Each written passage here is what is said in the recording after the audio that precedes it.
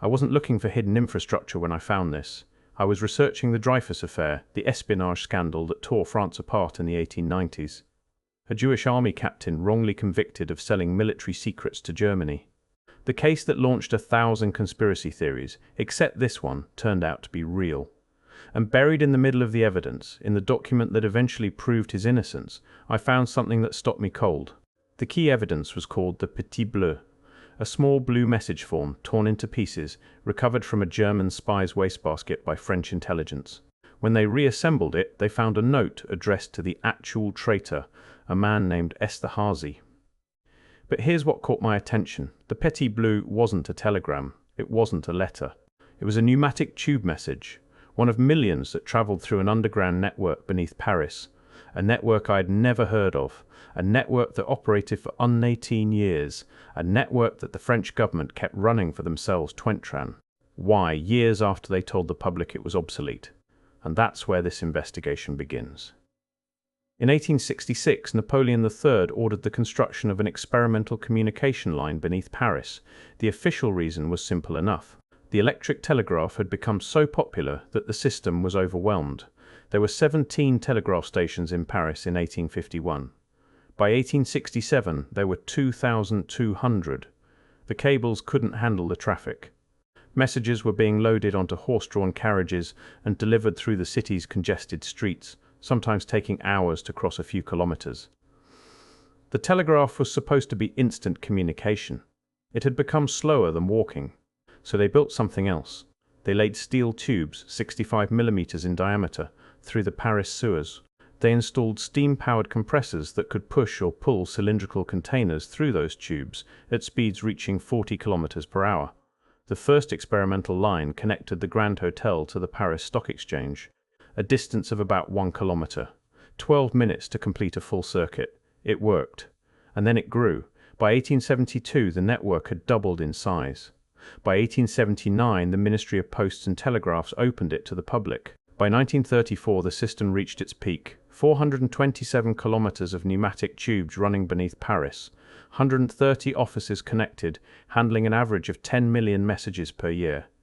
In 1945, that number peaked at 30 million. Think about that for a moment. 30 million physical messages traveling through underground tubes in a single year. The messages were written on special blue forms, the petits bleus, posted in dedicated mailboxes or handed to clerks at telegraph counters or dropped into special boxes mounted on the backs of trams.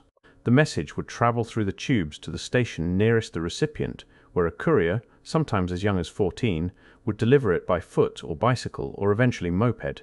A message could cross Paris and arrive at your door within 2 hours. This wasn't some experimental novelty, this was infrastructure. This was how Paris communicated for over a century. But here's where it gets strange. The system wasn't built for the public. For the first 11 years, from 1866 to 1879, it served only government institutions. The first official line connected ministries. The tubes linked the offices of power before they ever carried a love letter or a business proposal. And when they finally did open it to civilians, they kept building a separate network. A parallel system that connected government offices directly to each other, radiating out from a central hub, with dedicated lines between the Senate, the National Assembly, and the Journal Officiel de la République Française, the official government. Record. This parallel network carried no outside traffic. The authenticity of each communication was assured because only government messages traveled through those specific tubes. And they valued something else about it too. According to official records, the underground lines could maintain communications if the streets were blocked by civil disturbance. A secure, physical communication system that couldn't be cut off by whatever was happening on the surface. On March 30th, 1984, the public pneumatic network closed. The official explanation was predictable. The system had become obsolete, unnecessary, excessively expensive. Fax machines and telex had made it redundant. The tubes were aging, maintenance costs were rising, usage was declining. A technology from the 1860s couldn't compete with electronic communication. Fair enough, except the government kept their network running. Not for a few months while they transitioned to new systems, not for a year or two out of bureaucratic inertia. For 20 more years. The dedicated line connecting the Senate and National Assembly to the Journal Officiel remained operational until 2004. 2 decades after they told the public the technology was obsolete, the French government was still shooting physical messages through tubes beneath Paris. And here's the part that really made me pause. Even today, dedicated pneumatic tubes still connect the Élysée Palace, the residence of the French president, to the Hotel Matignon, the residence of the Prime Minister. The official reason, according to sources familiar with the system, is security. In case of a national communications breakdown, perhaps during war, the country's 2 most important leaders will still have a method of communicating. An unhackable, untappable physical connection between the 2 highest offices in France. Not a backup server, not an encrypted phone line, tubes. In the year 2026. I keep returning to a simple question. If the technology was obsolete in 1984, why did the government need it until 2004? If fax and email made physical messages redundant, why do tubes still connect the President and Prime Minister today? The answer they give is security. But what does that actually mean? It means the electronic systems we're told replaced pneumatic communication have vulnerabilities that physical tubes don't have. It means there are situations, national emergency situations, where the government doesn't trust digital infrastructure. It means somewhere in the planning documents of the French state, someone decided that for the most sensitive communications between the most powerful people, the 19th century technology was more reliable than everything we've built since. Once you see it, you can't unsee it. The technology didn't become obsolete, it became exclusive. This might seem like a quirky historical footnote, except the pattern repeats. Paris wasn't unique. London built the first pneumatic system in 1853, connecting the stock exchange to the electric telegraph company. Berlin had the Rohrpost, 400 kilometers at its peak in 1940, operating until 1976. Prague built a 60-kilometer network starting in 89. And in America, the story gets even stranger. In 1897, New York City began operating its own pneumatic mail system. The first dispatch contained a Bible wrapped in an American flag, a copy of the Constitution, and President McKinley's inaugural address. Also a live cat, which somehow survived being shot through the tubes at 35 miles per hour and emerged, according to witnesses, dazed but alive. By its peak, the New York system covered 27 miles, connected 23 post offices, and handled 95,000 letters per day, roughly 30% of all mail moving through the city. The tubes crossed the Brooklyn Bridge, delivering messages in 4 minutes that would have taken 40 by wagon. Then, on December 31, 1953, the post office suspended service. The same explanation. Obsolete, unnecessary, excessively expensive. The tubes were abandoned. Almost nothing remains today. A few flanges in the basement of the old Chelsea post office. The rest was torn out, forgotten, buried under decades of new construction. But here's the story that haunts me.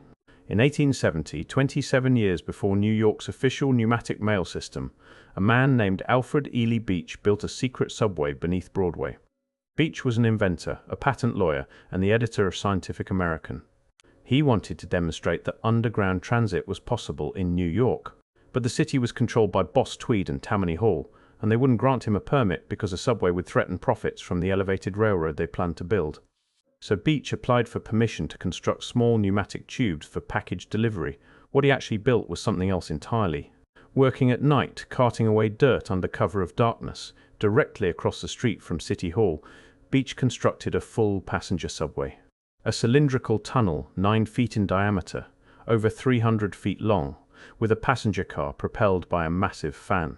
The station featured a grand piano, chandeliers, a fountain stocked with goldfish, elegant paintings on frescoed walls. In February 1870, he revealed his secret to the public. 400,000 people paid to ride it in the first year. When city officials discovered what he had built, they were furious. He had permission for small mail tubes, not a subway. There was talk of destroying it, of throwing Beach in jail. He fought for years to expand the system, finally won approval in 1873, and then the stock market crashed, funding evaporated. The tunnel was sealed. The building above it burned down in 1898. The subway was forgotten. In 1912, 16 years after Beach's death, workers excavating for a new subway line broke through a bricked-up wall and found themselves in Beach's tunnel. The passenger car was still sitting on the tracks, nearly intact. A fully functional subway, built in secret beneath City Hall, had existed forgotten for 42 years until someone accidentally dug into it. If a man could build a subway in secret in 1870, if it could operate and then disappear from public memory so completely that workers stumbled upon it by accident 4 decades later, what else exists beneath our cities that we've simply forgotten about? The Paris Underground extends far beyond pneumatic tubes. There are over 300 kilometers of abandoned quarry tunnels beneath the city, the stone that built Notre Dame and the Louvre excavated from directly below. The famous catacombs hold the bones of 6 million Parisians, but that's only 1.7 kilometers of a vast network. The sewer system, still operational, runs for hundreds of kilometers more, and woven through all of it for over a century ran the tubes. In 2004, police discovered something remarkable near the Place du Trocadero. An underground cinema, fully equipped with a movie screen, a well-stocked bar, a kitchen, electricity and phone lines routed in from somewhere unknown, protected by a security system that played recorded sounds of barking dogs. When officers returned days later for a formal investigation, everything had been dismantled. The power and phone lines were cut. They found only a note reading, "Ne cherchez pas," do not search. A secret society called Les UX, Urbany Experiment, has operated in the Paris Underground for decades. Its members claim they can access every government building and telecom tunnel in the city. In 2006, they revealed they had secretly spent months restoring a 19th century clock in the Pantheon that the government had neglected for years. They set up a workshop inside the clock tower, ran electrical cables, installed equipment, worked for over a year, and no one noticed. The authorities started a dedicated police unit to track them through the sewers and catacombs. As of the latest reports, that unit numbers fewer than 5 full-time officers for over 200 kilometers of tunnels. During the Second World War, the French resistance used these tunnels to move unseen. Colonel Raoul Tanguy led the insurrection for the liberation of Paris from a headquarters established in the underground network. The Germans knew the tunnels existed. They built their own bunker beneath Lycée Montaigne, a high school in the 6th arrondissement. 2 opposing forces, occupier and resistance, both hiding in the same underground labyrinth, both understanding that whoever controlled what lay beneath the streets controlled something vital. And throughout all of it, the pneumatic tubes kept running, messages shooting through the darkness while history convulsed above. What disturbs me isn't the existence of this infrastructure, it's how thoroughly it was forgotten. Ask a Parisian under 40 about the pneumatic post, and most will have no idea what you're talking. Ask them about the parallel government network, and they'll look at you like you're speaking another language. Mention that tubes still connect the Élysée Palace to the Prime Minister's residence, and they'll assume you're making it up. But it's all documented, it's all verifiable, the maps exist, the histories were written. The tubes themselves still sit in the walls of hospitals across France, where pneumatic systems remain the preferred method for transporting blood samples and urgent documents. The technology never became obsolete, it became invisible. I think about the 2 ways to read this story. The first is that we simply move on from old technologies. Steam gave way to electricity, tubes gave way to fiber optics, physical messages gave way to digital ones. The infrastructure was abandoned because better options emerged. The government kept their system longer because bureaucracies are slow to change and they maintain redundancies, and eventually they'll close those tubes too. The second reading is darker.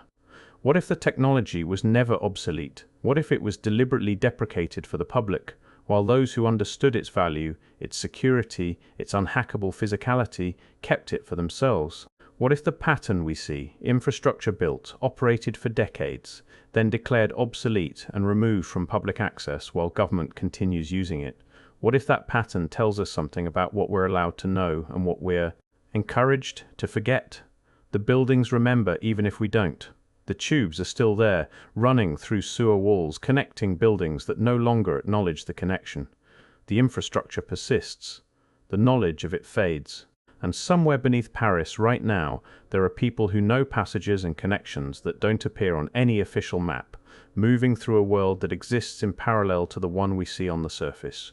The pneumatic network operated for 8 years in plain sight, 30 million messages in a single year, and most people today have never heard of it. If that can be forgotten, if infrastructure that massive and that central to daily life can simply vanish from collective memory within a generation, then I have to ask, what else have we forgotten? What else are we forgetting right now? And who benefits from our forgetting?